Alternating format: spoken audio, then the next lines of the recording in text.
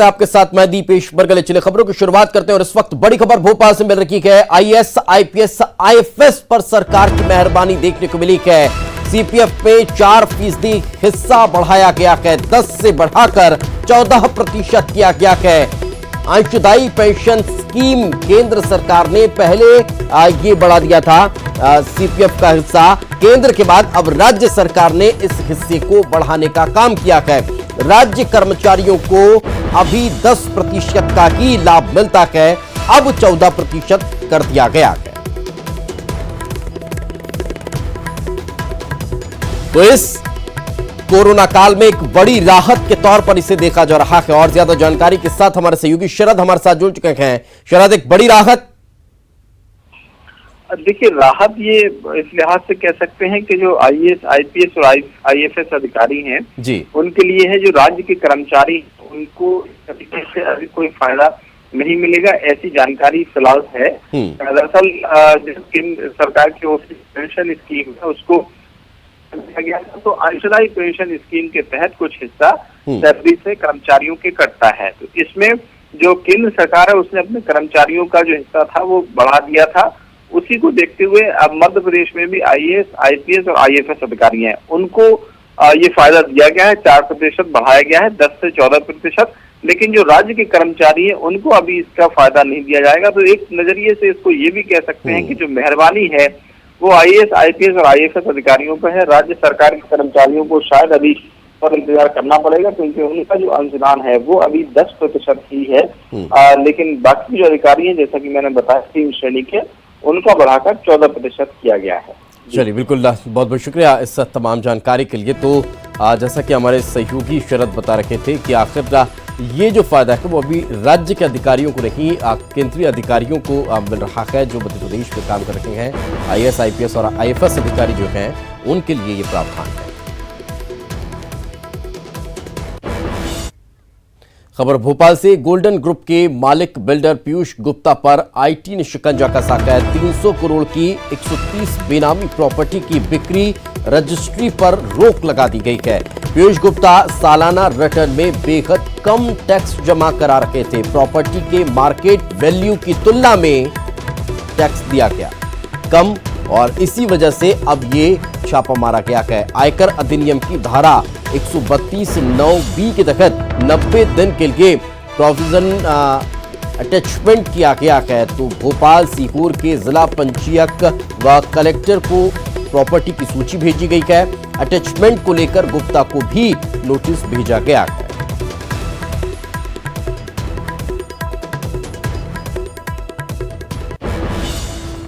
भोपाल में आज से सिटी बस सेवा शुरू होने जा रही है। कोरोना संकट की वजह से राजधानी में बस सेवा बंद कर दी गई थी। आज निगम कमिश्नर खुद बस में बैठकर लोगों को जागरूक करने का काम करेंगे।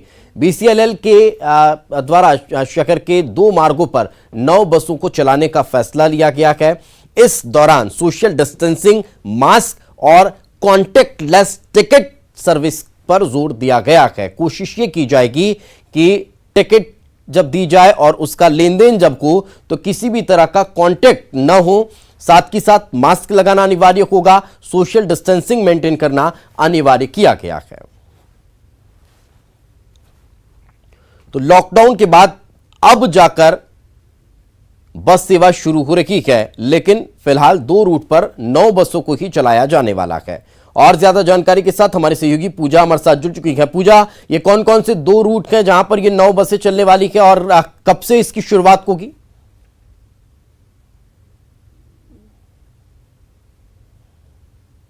बात हो गई है जहां पर बसों का संचालन किया जा रहा है। फिलहाल 2 मार्गों पे ये बसें चलाई जा रही हैं और 9 बसें चल रही हैं। जो अब संचालन हो रहा है बसों का, उसमें थोड़ी व्यवस्था में ज़रूर बदलाव किया गया है, क्योंकि कोरोना की गाइडलाइंस का भी फॉलो करना है लोगों को। सबसे पहली बात, जो भी यात्री आएंगे उन्हें मास्क लगाना अनिवार्य होगा। सोशल डिस्टेंसिंग गेट पर चलते समय लोगों को मेंटेन करनी होगी। और ख़ास बात यह है कि इस बार बस में कैशलेस जो सेवा होती है उसको बढ़ावा दिया जा रहा है। यानी कि जिस तरीके से मेट्रो में लोग ट्रैवल करते हैं उस तरीके से उन्हें प्रीपेड कार्ड मिलेंगे। और ये है प्रीपेड कार्ड, चलो भोपाल के नाम से ये कार्ड है और ये प्रीपेड है, मिनिमम 20 रुपए का इसमें रिचार्ज करा सकते हैं और अगर 100 रुपए से ये कार्ड खरीदा जा सकता है जिसमें मिनिमम अमाउंट पहले ही रहेगा कुछ ना कुछ। क्या है इस कार्ड की वैल्यू, सीधा हमसे बात करते हैं जो चलो की टीम से हैं उनसे बात करते हैं। इस बार कैशलेस व्यवस्था को ज़्यादा बढ़ावा दिया जा रहा है, क्या है इस कार्ड को किस तरह से लोग यूज़ कर पाएंगे?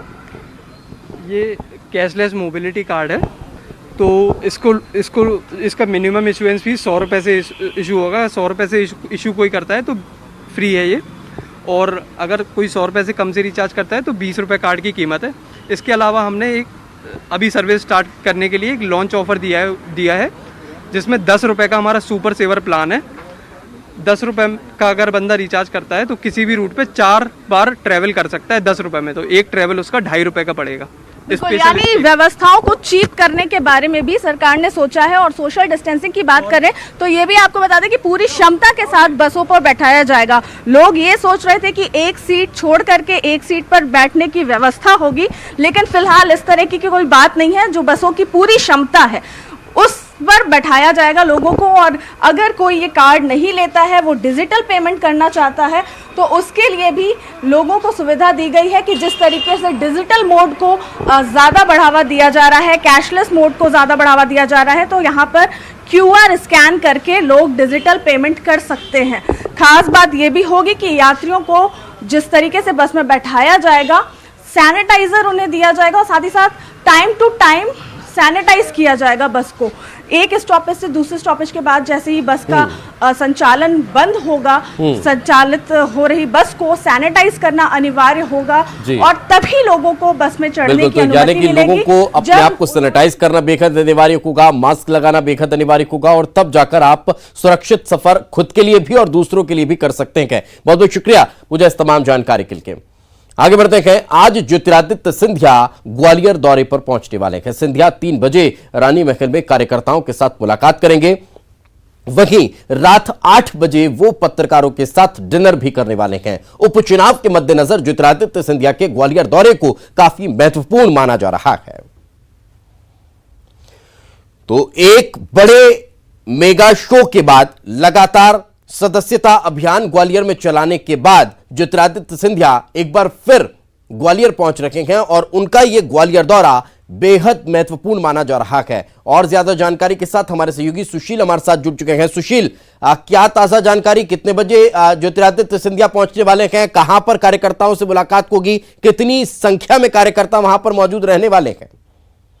देखिए दीपेश, आज ज्योतिरादित्य सिंधिया 1 दिवसीय दौरे पर ग्वालियर आ रहे हैं और दोपहर करीब 3 बजे वो दिल्ली से ग्वालियर पहुंचेंगे सड़क मार्ग से। उसके बाद लगभग 2 घंटे तक वो जयविलास पैलेस में कार्यकर्ताओं से मुलाकात करेंगे, बातचीत करेंगे और अन्य नेताओं से भी वो मुलाकात करेंगे उसी दौरान। उसके बाद शाम 5 बजे से 8 बजे तक वो गोरखी में जाएंगे जहां उसमें सम्मिलित होंगे और उसके बाद रात को उनकी पत्रकारों से भोज पर चर्चा होगी। तो कुल मिलाकर 1 दिन का संक्षिप्त दौरा है। बिल्कुल सुशील, लेकिन एक बड़ा सवाल ये कि नवागत बीजेपी कार्यकर्ताओं से मुलाकात होगी या पुराने जो बीजेपी के कार्यकर्ता हैं उनसे भी मिलेंगे? अभी जो आधिकारिक तौर पर इस दौरे की जानकारी किसी को दी नहीं गई है ज्यादा, लेकिन माना जा रहा है कि जो टिकट के दावेदार और भी जो सामने आए थे जिनका विरोधाभास था, संभवतः उनसे भी मुलाकात हो सकती है। इसके अलावा जो उनके कार्यकर्ता हैं चाहे ग्वालियर या चंबल अंचल के, उन कार्यकर्ताओं से भी संभवतः वो लगभग 2 घंटे तक मुलाकात करेंगे। और माना जा रहा है कि उपचुनाव की जो 16 विधानसभा सीटों पर चुनाव होना है ग्वालियर चंबल अंचल में, उसके लिहाज से महत्वपूर्ण भी हो सकती है 2 घंटे की मुलाकात। और बिल्कुल, जयभान सिंह पवैया के नाराजगी की लगातार खबरें निकलकर सामने आ रही है। क्या ये दोनों नेता आपस में मिलकर ये कोई मैसेज दे सकते हैं कि नहीं, किसी तरह की नाराजगी नहीं? देखिए दीपेश, अभी तो इस तरह का कोई कार्यक्रम नहीं है, ना ही औपचारिक तौर पर या अनौपचारिक तौर पर इस बात की जानकारी है या सूत्र भी इस तरह का नहीं बता रहा है कि इन दोनों नेताओं के बीच कोई सीधी मुलाकात हो सकती है। क्योंकि पहली जो मुलाकात इनकी हुई थी वो सदस्यता अभियान के दौरान ही हुई थी, जब पहला कार्यक्रम फूलबाग में हुआ था। मुख्यमंत्री शिवराज सिंह चौहान उसमें मौजूद थे। तो आधिकारिक तौर पर किसी तरह की इन दोनों के बीच मुलाकात नहीं अगर होती है तो ये एक बहुत बड़ा, बिल्कुल, तो ये अपने आप में बहुत बड़ी मुलाकात होगी और एक बहुत बड़ा मैसेज कहीं ना कहीं ग्वालियर से पूरे प्रदेश वासियों को मिलता नजर आएगा। बहुत बहुत शुक्रिया सुशील इस तमाम जानकारी के लिए। आगे बढ़ते हैं। सीएम शिवराज सिंह चौहान लगातार बाढ़ प्रभावित इलाकों का दौरा कर रहे हैं। वहीं आज सीएम बाढ़ राहत को लेकर भी समीक्षा बैठक करने वाले हैं। इससे पहले कल सीएम सिकोर के शाहगंज पहुंचे और हालातों का जायजा लिया, साथ ही पीड़ितों से बात की। इस दौरान सीएम ने कहा कि चाहे कुछ भी हो, राहत में कोई कसर नहीं छोड़ेंगे। सीएम शिवराज ने ऐलान किया कि पीड़ितों को 50 किलो गेहूं और 5 लीटर केरोसिन दिया जाएगा। वहीं सीएम ने बाढ़ राहत को लेकर अधिकारियों के साथ बैठक की। सीएम ने अधिकारियों को संवेदनशीलता के साथ राहत कार्य को अंजाम देने के निर्देश दिए, साथ ही बर्बाद फसल का जल्द सर्वे कराने के भी निर्देश दिए गए। सीएम ने अधिकारियों को हर हफ्ते रिपोर्ट बनाने को कहा है, साथ ये भी कहा कि वो रिपोर्ट की मॉनिटरिंग भी करेंगे।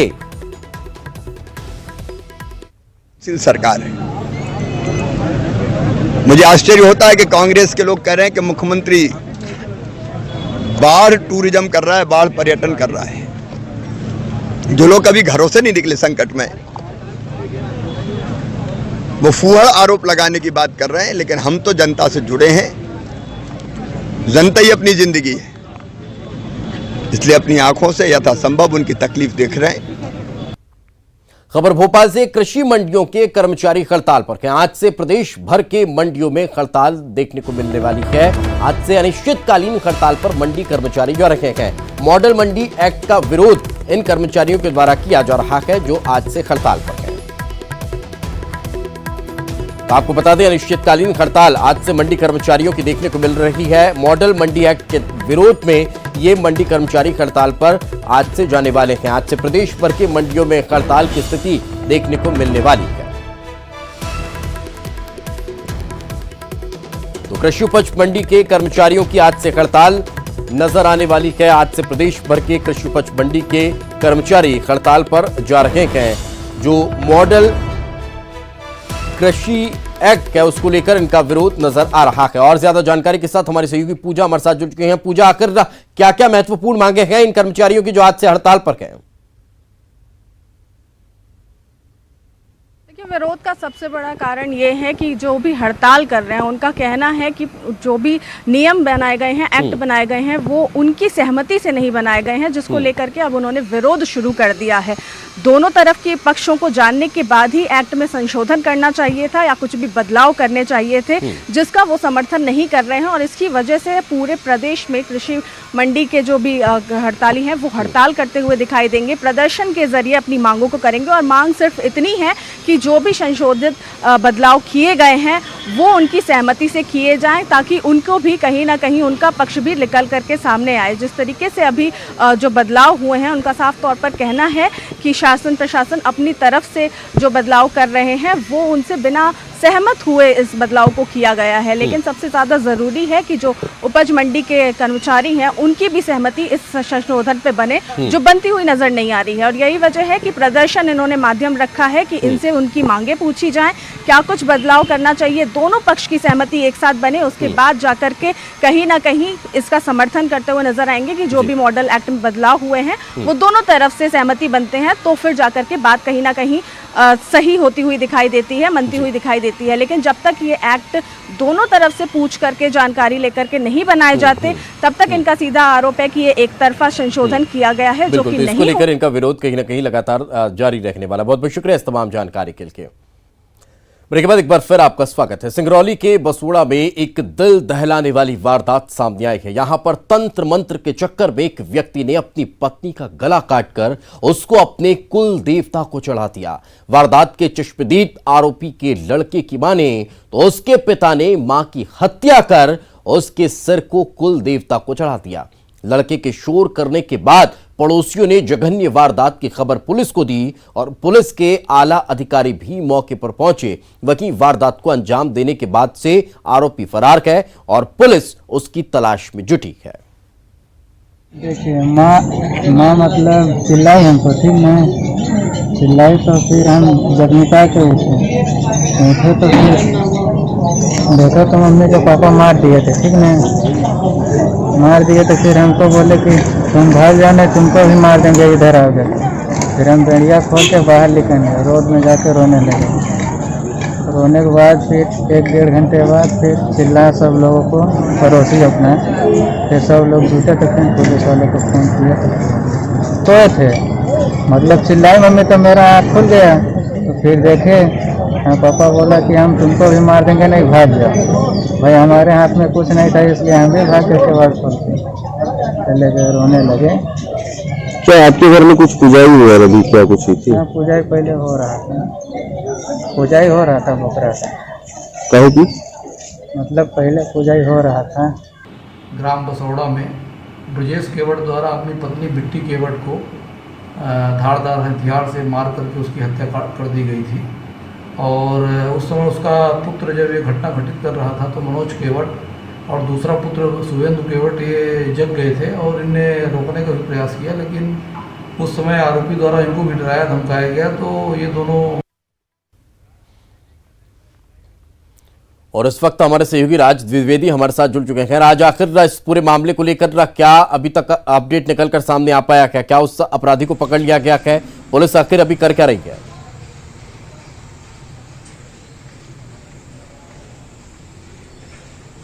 देखिए दीपेश, अभी इस मामले में पुलिस लगातार उस आरोपी की तलाश कर रही है जिसने इस जघन्य हत्याकांड को अंजाम दिया है और अपनी पत्नी का ही गला काटा है। रात भर पुलिस के जो अधिकारी हैं वो लगातार सर्च कर रहे थे, उसके जहां जहां ये छुपा हो सकता था वहां उसकी तलाश कर रहे हैं। जो वरिष्ठ अधिकारी हैं जिले के, उन्होंने भी गांव का दौरा किया था और परिस्थितियों का जायजा लिया कि किस तरह से ये कैसा पूजा थी और क्यों उसने इस तरह से हत्या की। तो इस मामले में पुलिस के वरिष्ठ अधिकारी भी लगातार इसमें तफ्तीश कर रहे थे, घटनास्थल का दौरा भी किया था। दीपेश, इसमें एक चीज और निकल के आई है कि इस व्यक्ति को ये पता था कि हमें इसकी जो पत्नी है, पत्नी की जो शव है, शव के हिस्से उसको ठिकाने भी लगाना है। इसने बाकायदे जब उसका गला काटा था, गला काट करके देवी को चढ़ाया और उसके जो बाकी जो शरीर बचा हुआ था उसकी पत्नी का, उसको कुछ गड्ढा खोद करके अपने ही कमरे में उसने दफन भी कर दिया था, जिसे पुलिस ने खोद कर निकाला है। लेकिन अभी बहुत बड़ा कोई अपडेट नहीं है। लगातार पुलिस के अधिकारी हैं वो सर्च कर रहे हैं कि ये जो अपराधी है ये कहाँ हो सकता है। क्या इसकी वजह कुछ और हो सकती है? तंत्र मंत्र का सिर्फ सहारा लिया गया?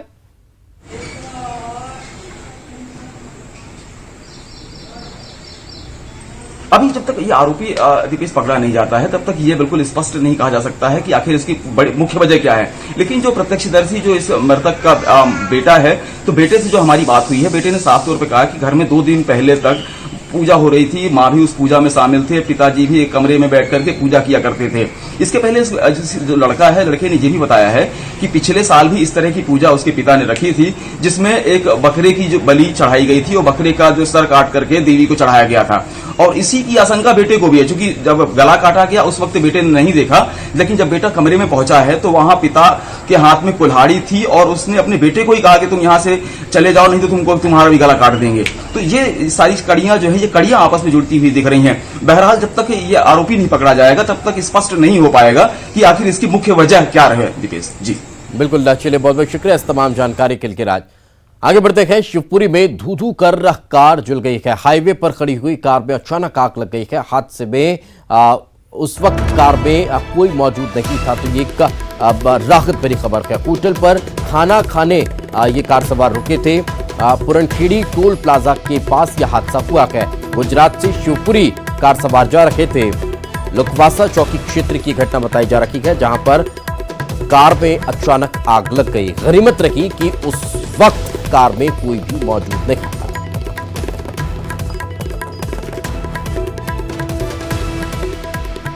तो ये तस्वीरें आप देख सकते हैं। आग का गोला बनी हुई ये कार नजर आ रही होगी आपको। और हाईवे का मामला है। ढाबे पर ये लोग रुके हुए थे, इसी दौरान अचानक कार में आग लग गई और कार धू कर जलने लगी। गनीमत रही कि उस दौरान कार में कोई भी मौजूद नहीं था, नहीं तो बड़ा हादसा यहां पर हो सकता था।